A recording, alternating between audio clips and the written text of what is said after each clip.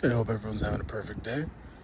Just wanted to talk because a lot of people, even me included, at one point, um, you sometimes look for other people to give you peace.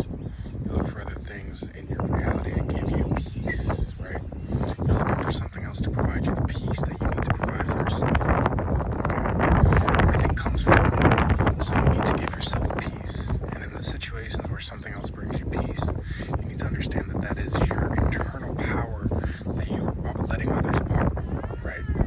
So if your loved one brings you peace, you've given them the privilege to bring you peace. Okay, it's not something they're doing. It's you and your divine being is working through them to give yourself peace because you always give yourself everything. Okay, so there's no instance, there's no situation where you are lacking power to be at peace or in your stillness.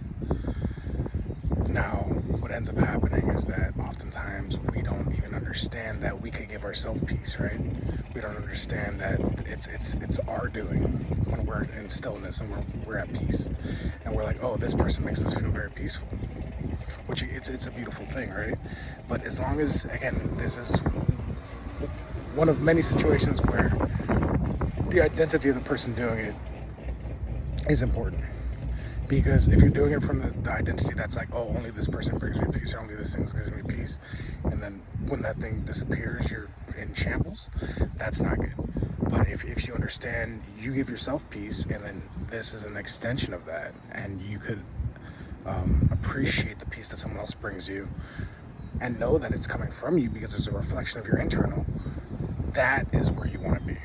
Because you want to know that the peace and the stillness comes from within you. You don't need to look outside for it. You are at peace, okay?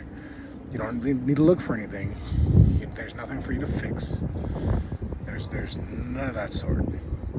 Because once you think you have to fix it, now you go into a state of not having, and you go into a state of not being, and then you just manifest or create the opposite reality of what you want because you think that you have to do to get, which is not how this works.